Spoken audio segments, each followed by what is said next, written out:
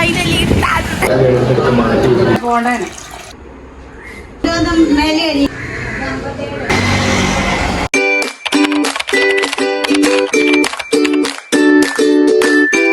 Hello dears, welcome back to my channel. I am Sreelakshmi. അപ്പൊ ഇന്ന് നമ്മൾ കാണാൻ പോകുന്നത് എന്റെ ഒരു ഡേ ഇൻ മൈ ലൈഫാണ്. എല്ലാ ദിവസവും ഇങ്ങനെയല്ല കേട്ടോ, ചില ദിവസങ്ങൾ മാത്രമായിരിക്കും ഇങ്ങനെയൊക്കെ. അപ്പൊ രാവിലെ തന്നെ കുളിച്ച് റെഡിയായി എങ്ങോട്ടാന്ന് വെച്ച് കഴിഞ്ഞാൽ ഒന്ന് ഹോസ്പിറ്റലിലേക്കാണ് ഗൈസ്.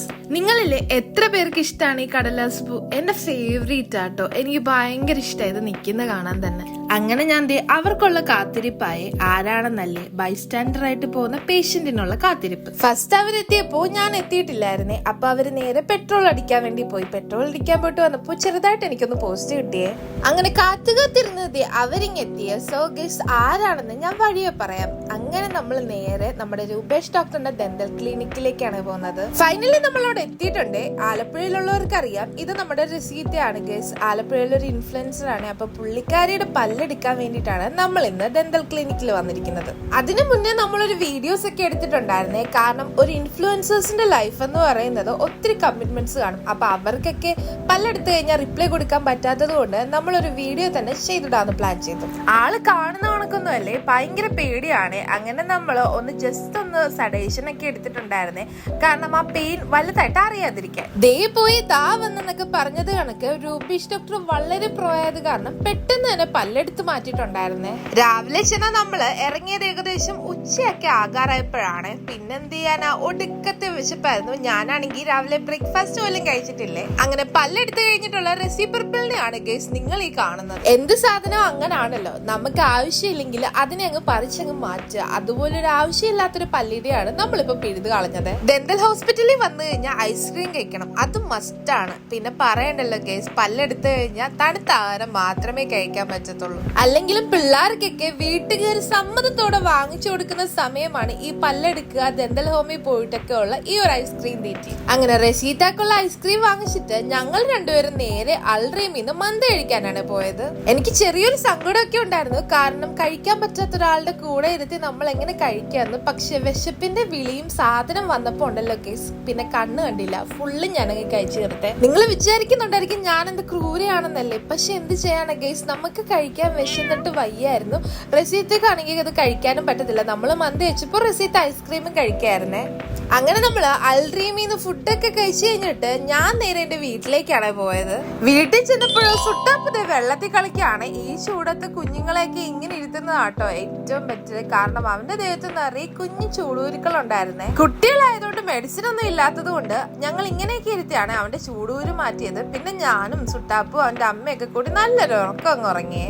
ഉറക്കം എഴുന്നേറ്റ് വന്നപ്പോഴത്തേക്കും എന്റെ ഒരു പാഴ്സൽ വന്നിട്ടുണ്ടായിരുന്നു. ഇതിന്റെ അൺബോക്സിംഗ് വീഡിയോ ഞാൻ ഉടനെ ഇടാവേ.